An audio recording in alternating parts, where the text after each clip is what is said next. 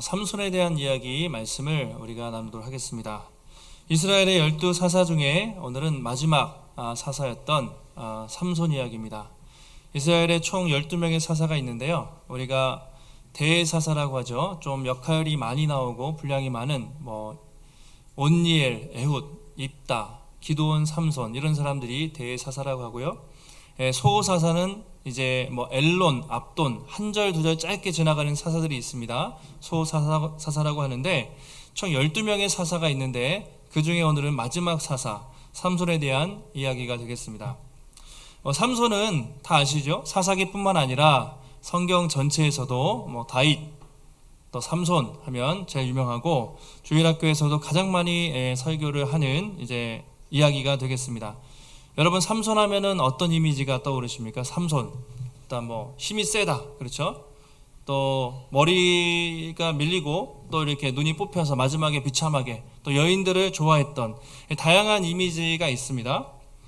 삼손은 이제 교회뿐만 아니라 보통 일반 사람들에게도 많이 유명해서 삼손과 데릴라인가요? 영화도 있고 삼손을 주제로 한 오페라도 있고 또 렘브란트 이런 많은 화가들이 삼손을 주제로 이제 그림을 그렸던, 그래서 교회 다니는 사람들뿐만 아니라 그냥 많은 사람들에게 알려진 사람이 삼손입니다. 자, 그래서 우리가 이제 어떤 사람들은 이제 그리스 신화 보면 헤라클레스 있죠. 이런 힘이 센 사람, 이런 신화적인 존재 이렇게 보통 생각할 수 있는데 오늘 삼손은 분명히 이스라엘의 마지막 12번째 사사이자 블레셋의 손에서 또 이스라엘 백성들을 구원한 하나님의 사람으로 그렇게 등장을 하고 있습니다. 자, 오늘은 삼손 출생 전의 이야기가 되겠습니다. 삼손이 출생하기 전에 이스라엘이 영적으로 어떤 상황이었는지 그리고 그들의 부모에게 어떻게 나타나게 됐는지 그런 이야기가 되겠습니다. 특별히 아이를 낳지 못하는 그런 어려운 가정에 하나님이 찾아오시는데 그런 이 절망적인 한 가정에 찾아오셔서 어떻게 놀랍게 또 구원의 역사를 이루시는지 이야기가 오늘 이야기가 되겠습니다.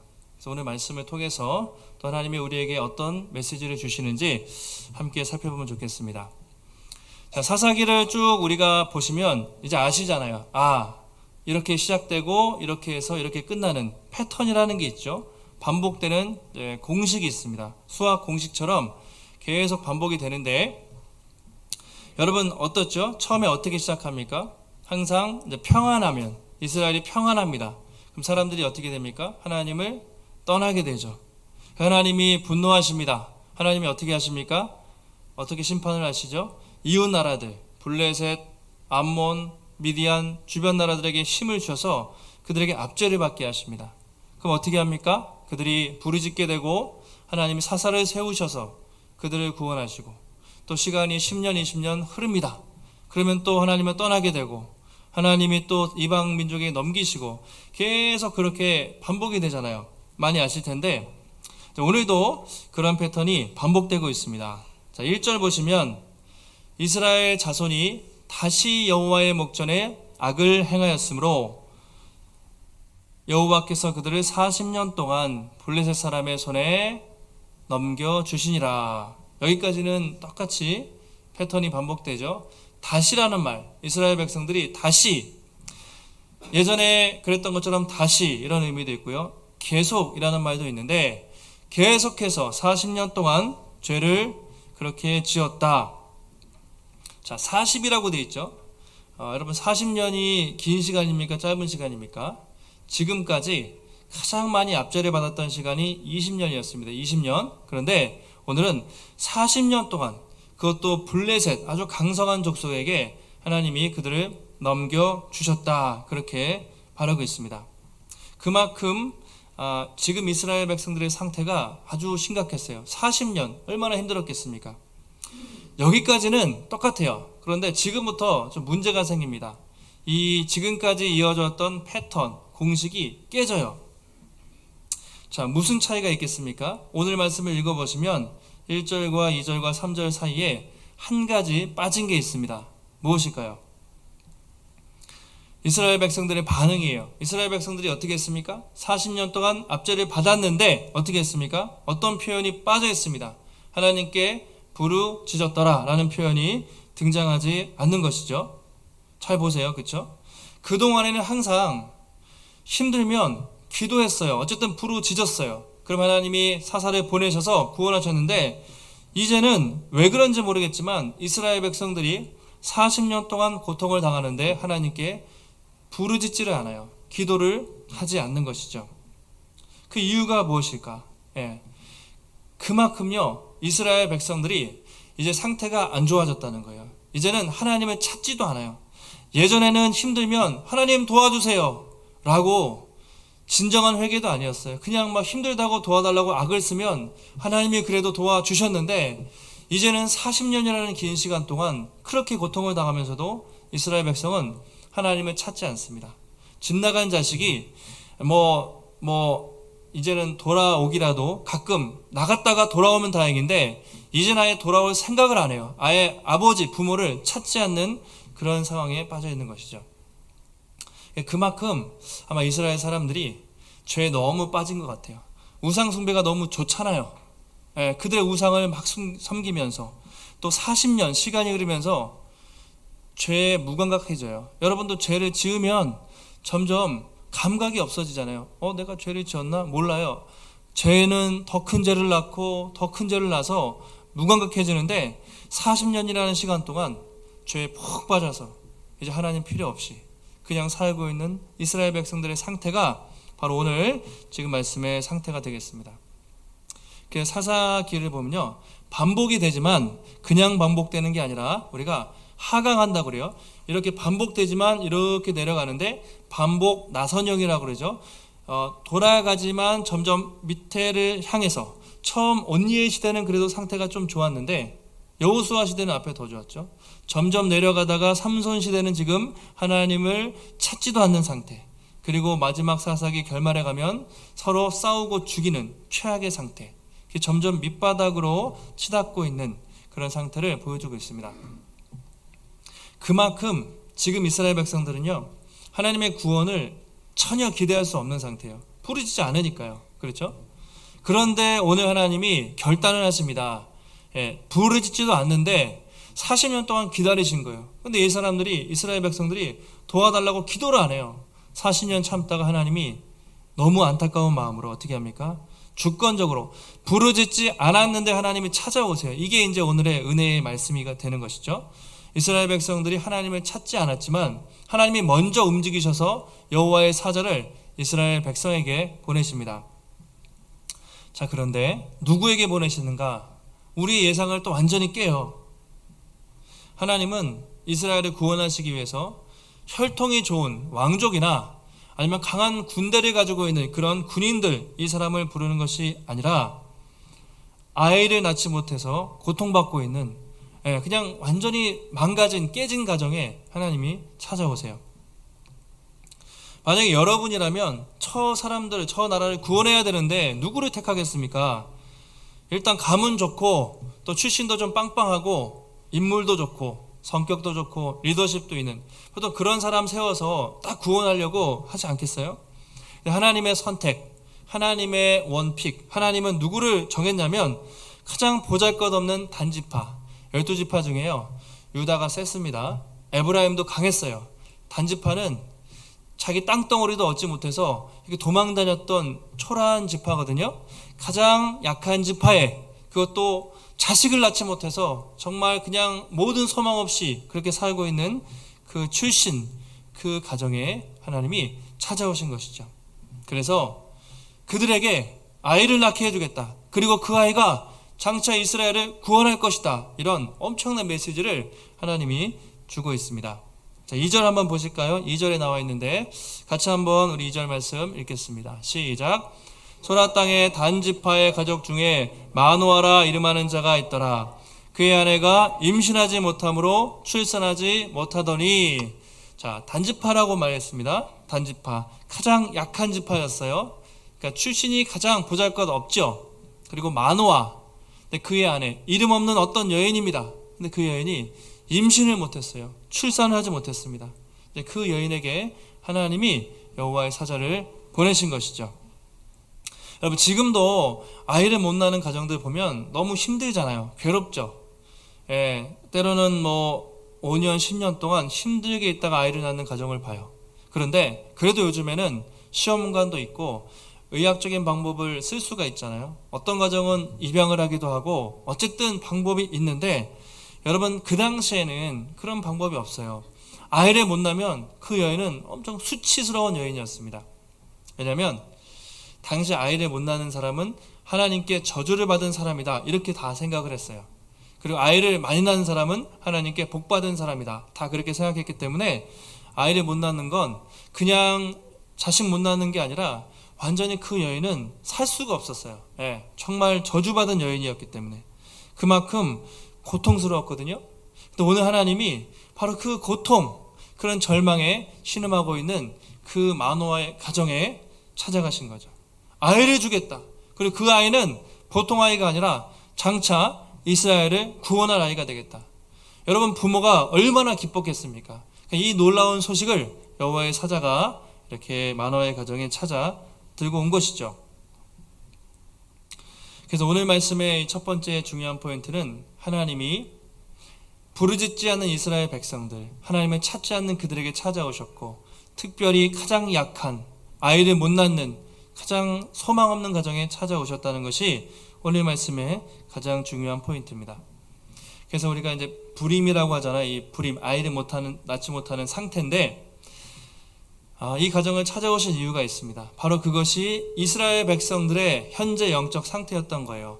마노아의 가정이 아이를 못 낳아서 너무나 절망했는데 당시 이스라엘 백성들이 영적으로 볼 때 불임이에요. 그러니까 새롭게 하나님의 역사를 기대할 수 없는 완전히 절망에 빠져 있는 아무 소망 없는 이스라엘의 영적 상태, 이것이 바로 이스라엘인데 그것을 상징적으로 이제 마노아의 가정을 찾아오심으로 보여주고 있습니다. 성경을 보면요, 아이를 낳지 못해서 괴로워하는 여인들이 꽤 많이 등장합니다. 대표적으로 누가 있을까요? 이 불임.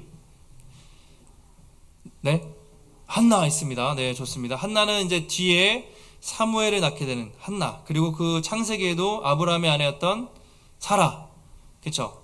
아이를 못 낳아서 누구에게 이렇게 놀림을 당합니까?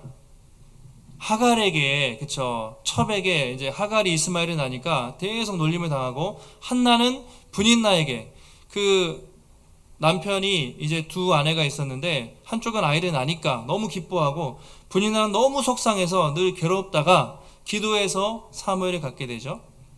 그래서 성경은요 이런 이야기들이 많아요. 라헬도 그랬고, 이렇게 아이를 낳지 못해서 괴로워하다가 하나님이 찾아오셔서 그 가정에 아이를 주시고 또 그들이 지도자가 되고 가문을 잇는 그런 이야기들이 상당히 많이 있습니다. 오늘도 마찬가지죠. 이 불임으로 신음하고 있는 그 가정에 태어나서 찾아오셔서 내가 이 가정에 복을 주고 이 가정을 통해 구원해 주시겠다, 하나님이 말씀을 하는 것이죠. 참 그 성경을 읽다 보면 하나님의 계획은 참 우리 생각과 많이 다르다, 참 많이 놀랍다, 그런 생각을 하게 돼요. 보통 사람 같으면 찾지도 않는데 뭐하러 가겠습니까? 그런데 하나님은 집 나간 자식을 마치 찾아서 나가는 것처럼 이스라엘이 안 찾아오니까, 자기를 찾지 않으니까 먼저 가서 그들을 찾으십니다. 그리고 가장 고통당하는 그 한 가정을 기억하시고 그들에게 찾아오시는 것이죠.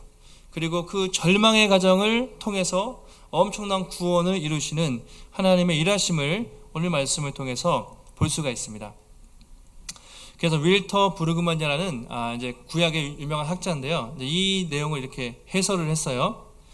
자, 불임, 이 불임이라는 것, 출산하지 못하는 불임이라는 것은 단지 희망 없는 인류의 상황을 보여주는 상징에 지나는 것이 아니다. 그러니까 1차적으로는 불임은요, 희망 없는 가정, 희망 없는 민족, 희망 없는 인류의 상황을 보여주는 게 맞아요. 그러나 그 다음에 성경 신앙의 놀라운 점은 불임이야말로 하나님의 생명 부여의 사역의 무대라는 점에 있다라고 이렇게 얘기했는데요. 그러니까 이 불임은요, 인간의 힘으로 안 되잖아요. 그러니까 하나님이 오히려 새롭게 창조할 수 있는 하나님의 창조 사역의 무대가 된다는 거죠. 그러니까 인간적으로 볼 때 아이를 못 낳는 건 너무 괴롭고 절망인데, 하나님은 바로 그 불임, 절망의 무대를 딛고 일어나서 새롭게 창조하시는, 어떻게 보면 이런 절망의 상황이 하나님이 새롭게 역사할 수 있는 무대고, 하나님은 그런 무대를 많이 사용하신다. 그래서 인간적으로 우리가 힘들다고 할 때 우리가 절망할 것이 아니라, 하나님이 이 상황을 통해서 더 새로운 역사를 하시겠구나. 인간으로서는 불행하고 또 이루어질 수 없는 불가능한 상황이지만 하나님이 이 상황을 뚫고 새 창조의 역사를 하시겠구나 라고 우리에게 삼손의 이야기를 통해서 도전을 받게 되는 것입니다. 여러분, 나라의 상황을 한번 보세요. 이 나라 대한민국과 전 세계에서 일어나는 상황과 뉴스를 보십시오. 얼마나 하루하루 이렇게 뉴스를 보면 흉악한 일들이 많아서, 좀더 딸이 2명이나 있는데 이 아이들을 어떻게 키울까 걱정될 정도로 너무 그런 잔혹한 범죄들이 많잖아요.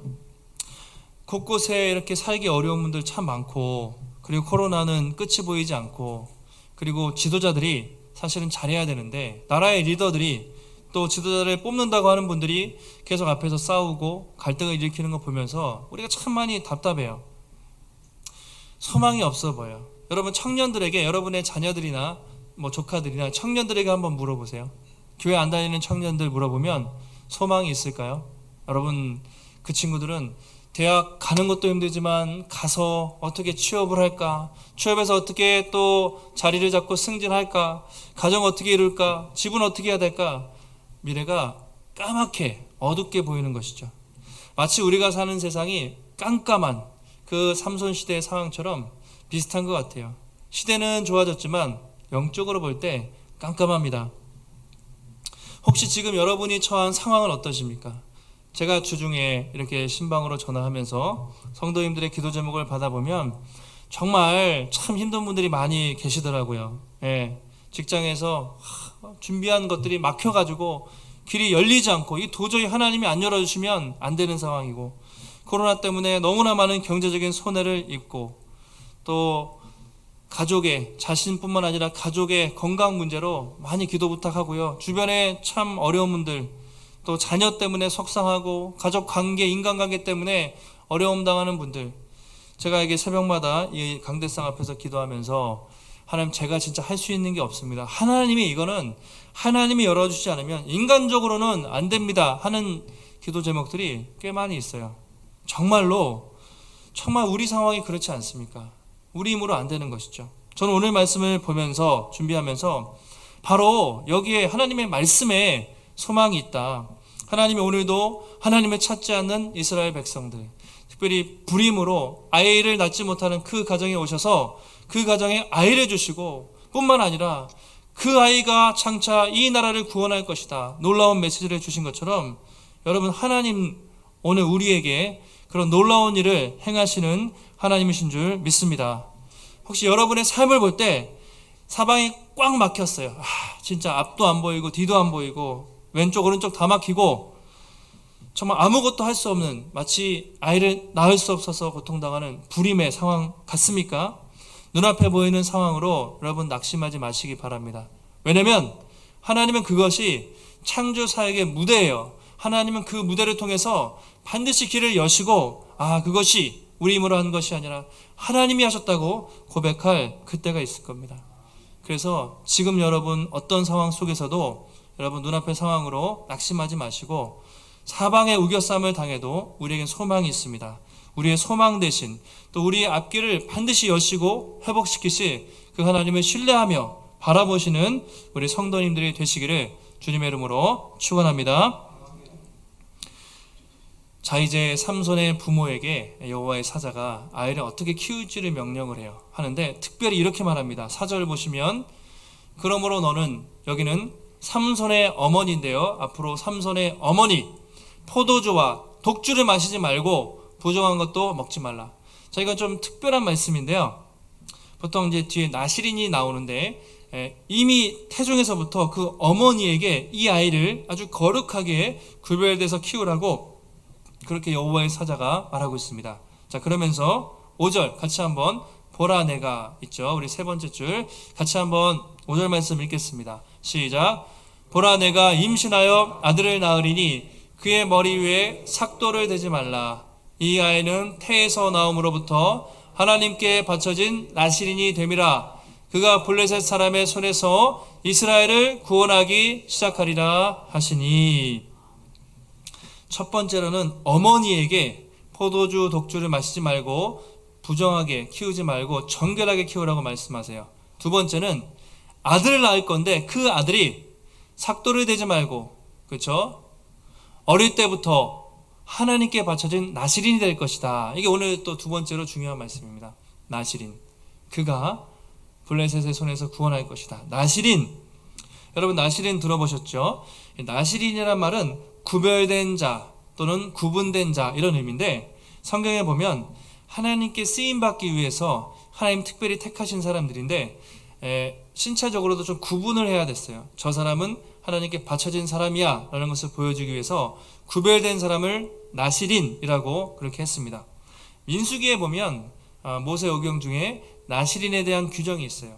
하나님이 나실인을 선택했을 때 세 가지 금지 규정 아마 들어보셨을 겁니다. 첫 번째가 포도나무에서 나는 소산물, 그러니까 포도주 마시면 안 돼요. 두 번째, 나실인은 시체를 가까이 만지면 안 됩니다. 그리고 세 번째로 서원할 기간 동안 머리에 삭도를 대면 안 됩니다. 이 세 가지. 포도주 마시면 안 돼요. 시체도 만지면 안 돼요. 부정해지니까 또 머리도 자르면 안 돼요. 이 세 가지가 하나님이 나실인에게 준 그 규정이거든요. 근데 이제 일시적인 나실인도 있고요. 평생 나실인도 있었는데 오늘 여기 삼손에게는 일평생, 아니 태에서 나기 전부터 나실인으로 구별됩니다. 이런 경우는 없습니다. 보통 잠깐 나실인의 서원을 하고 그 나실인 기간 동안 세 가지를 지키는 사람도 있고요. 사무엘 같은 경우, 그죠? 태어날 때부터 사무엘도 한나가 엘리 제사장에게 바치잖아요. 나실인으로 살아요. 그리고 신약에 세례 요한 아시죠? 세례 요한도 광야에서 나실인처럼 삽니다. 오늘 하나님은 삼손에게도 태어날 때부터 일평생 세 가지 규정을 지키고 나실인으로 구별돼 살라고 그렇게 말하고 있습니다.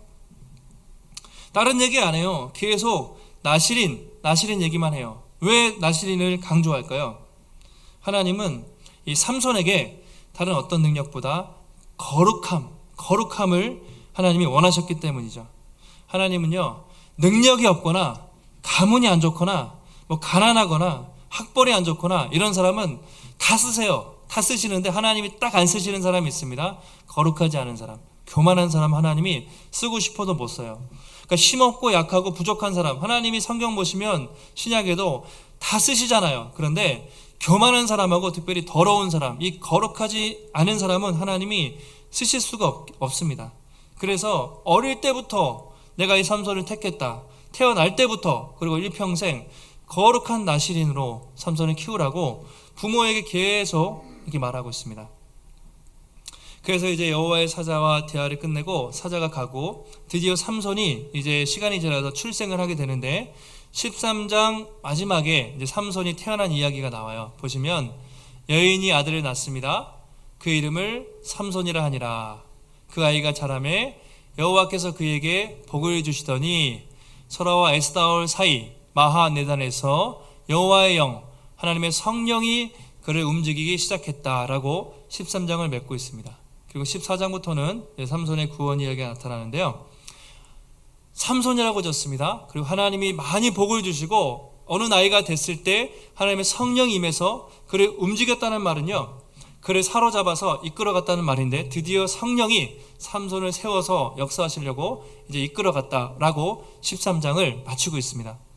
그래서 14, 15, 16장까지 삼손 이야기가 계속되는데요. 또 한 번 반전이 일어나죠.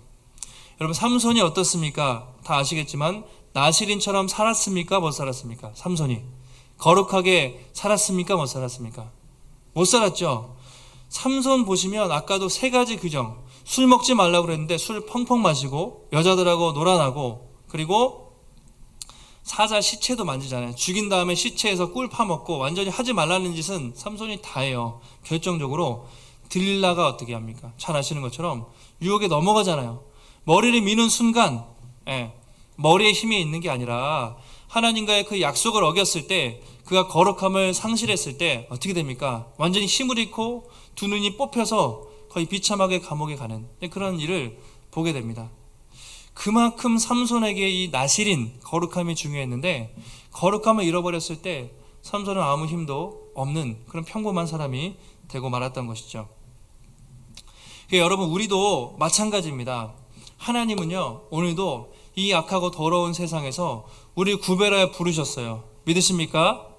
여러분이 예배를 드린다는 건 그냥 여러분 주일날 이 공간에서 예배 드리는 게 아니라 일주일마다 예배를 드리면서 나는 저 수많은 세상 사람들 속에서 이 악한 세상에서 하나님이 나를 구별하여 택하신 하나님의 백성이구나, 그것을 인식하고 예배를 드리는 것이죠. 그런데 여러분, 성도라는 그 이름, 성도, 거룩할 성, 무리 도자죠. 그러니까 거룩한 무리들, 거룩한 백성입니다. 그래서 우리가 성도라는 말을 너무 쉽게 쓰지만 성도는 하나님의 백성이라는 뜻이에요. 거룩한 백성. 그래서 성도에게 이 거룩은요, 우리의 목숨과도 같은 거죠. 생명. 성도가 거룩을 잃어버리면 여러분 모든 것을 다 잃은 것이죠. 세상은 스펙도 보고 능력도 보지만 하나님은 지금도 거룩한 사람을 찾고 계신 거예요. 만약에 지금 이 시대에 사람들이 없다면 거룩한 사람이 없어서 그렇지, 여러분 능력 있는 사람은 많잖아요. 세상에 날고 기는 잘난 사람들 많은데 하나님 그런 사람 안 쓰세요. 어떻게 보면 교회 안에도 왜 일꾼이 없냐, 거룩한 사람들이, 구별된 사람들이 없기 때문이 아닌가, 그런 생각을 하게 됩니다. 여러분, 우리가 참 세상에 정말 악한 세상이라고 하고요, 악하고 음란한 세상이라고 예수님도 말씀하셨는데, 지금 여러분은 하나님 앞에서 성도로서 이 거룩함을 잘 지키고 있습니까? 거룩이라는 말은 구별됐다는 거예요. 세상 사람들과 분명히 구별된 무엇이 우리 안에 있는가, 이것을 우리가 한번 살펴봤으면 좋겠습니다. 인터넷을 보고 유튜브를 보고 댓글을 보고 영상을 보면 수많은 지나가는 그 많은 영상과 더러운 영상들, 쓰레기 같은 것도 참 많죠. 우리의 시선을 끄는 화려한 것들, 또 쇼핑, 또 세상의 문화, 돈이 최고라고 하는 그런 세상, 그리고 성공과 인정, 그리고 쾌락이 가장 전부인 이 세상에서 혹시 우리도 그런 것을 은연중에 즐기면서 나도 세상에 조금씩 물들어가고 있지 않은가, 그것을 한번 살펴보면 좋겠습니다. 내가 하나님 앞에 구별되기 위해서 혹시 내가 버려야 될 것이 뭔가, 끊어야 될 것이 무엇인가 한번 잘 생각해 보시고 우리가 꼭 이번 주에 실천하시면 좋겠습니다. 내가 혹시 보는 것이, 내가 혹시 클릭하는 것이, 내가 만나는 사람들이, 내가 행동하는 것들이, 또는 내 생각이 정말 하나님 앞에 거룩하지 못하다면 그것을 우리가 과감하게 끊고 우리가 살아야 한다는 것이죠. 여러분, 말씀을 정리하겠습니다. 하나님, 오늘 우리 삼손의 출생 이야기를 통해서 하나님이 얼마나 그 소망 없는 한 가정에, 또 소망 없는 이스라엘에 찾아오셔서 얼마나 놀라운 구원을 이루시는지 우리에게 보여주고 있습니다. 여러분, 삼손이라는 뜻이요, 뭐냐면 작은 태양이라는 뜻입니다. 작은 태양, 또는 태양같이 반짝이는, 이것이 삼손이라는 의미인데 써니라고 되겠죠. 작은 태양, 그 하나님은 상징이에요. 이스라엘이 어두웠잖아요. 그의 가정이 어두웠잖아요. 이 작은 태양 같은 삼손을 통해서 그 가정을 밝히시고 이스라엘의 환히 밝히시는 그 작은 태양 구원자로 삼손을 부르신 것이죠. 그런데 여러분, 우리에게는 어떤 분이 계십니까? 삼손은 작은 태양이었습니다. 삼손은 중간에 실수하고 넘어졌지만 우리에게는 삼손과 비교할 수 없는 찬란하게 빛내는 태양 같은 누가 계십니까? 우리 구주 예수 그리스도, 우리 구주 예수 그리스도, 완전하신 구원자, 그분이 우리에게 계시다고 분명히 약속하고 있습니다. 2000년 전에 어땠습니까? 우리가 그분을 찾지 않을 때 예수 그리스도를 보내심으로 하나님이 우리를 얼마나 사랑하시는지 보여주셨습니다. 로마서 5장 8절에 우리가 아직 죄인 되었을 때, 이게 중요합니다. 그리스도께서 우리를 위해서 죽으심으로 하나님께서 우리에게 대한 자기의 사랑을 확증하셨느니라. 너무나 중요한 말씀이에요. 우리가 아직 죄인 되었을 때라는 말은요, 우리가 이스라엘 백성처럼 하나님을 찾지 않았을 때, 우리가 죄를 그렇게 즐거워하면서 세상에 파묻혀 살아갈 때, 하나님의 구원을 기대하지도 않고 내 마음대로 살았을 때 하나님이 먼저 우리를 불쌍히 여기셔서 예수 그리스도를 보내시고 우리를 위해 대신 죽으셨다. 이것이 우리가 아직 죄인 되었을 때라는 말입니다. 엄청난 은혜죠. 우리가 그분을 찾지도 않았고 우리가 죄 먹고 마시면서 살아갈 때, 여러분도 모태신앙도 계시고 또 늦게 믿은 분도 계시지만, 여러분이 처음부터 태어나자마자 하나님을 찾았던 것이 아니라 우리 인생 속에 하나님 모르고 내 마음대로 살 그때, 또 부모님을 통해서 모태신앙들은 또 친구와 가족과 친척과 상황을 통해서 우리 먼저 찾아오셔서 하나님이 우리를 구원하셔서 우리가 이 자리에 있는 게 아니겠습니까? 그래서 우리가 하나님의 선택을 받았다는 것, 이것이 엄청난 은혜고요. 바로 그 하나님이 우리가 그렇게 고통을 당할 때, 부르짖을 때 정말 기도를 들으시고 응답하시는 분이라는 것을 성경이 말해주고 있습니다. 여러분, 우리가 깜깜한 세상에 살고 있습니다. 그러나 꼭 기억하십시오. 찬란하게 빛나는 태양처럼 우리 구주 예수 그리스도가 지금도 우리와 함께 하시고, 하나님은 절대로 지금도요 쉬지 않으시고 일하고 계세요. 보이지 않지만 하나님의 뜻과 계획 속에서 역사하고 계시고요. 여러분이 혹시 우리가 하나님을 포기해도 하나님은 여러분을 포기하지 않으십니다. 반드시 찾아갈 것이고 여러분의 어려운 상황을 분명히 해결해 주실 것입니다. 또 이 교회가, 우리 교회가 작고 초라해 보여도 하나님은 우리를, 이 교회를 포기하지 않으실 거고, 이 나라 대한민국 너무나 소망이 없어 보이지만 하나님은 이 나라를 포기하지 않으실 거예요. 반드시 하나님이 다시 한번 새롭게 회복시키실 것입니다. 한 주간도 우리가 세상을 살아가실 때 다시 한번 하나님의 이 놀라운 구원의 역사를 여러분 기대하시고, 우리가 거룩한 자로 구별되어서, 우리의 할 수 있는 건 거룩입니다. 그리고 순종입니다. 세상에 물들지 마시고 거룩하게 구별되어서 또 하나님의 구원을 더 놀랍게 경험하시는 더 복된 성도들이 되시기를 주님의 이름으로 축원합니다.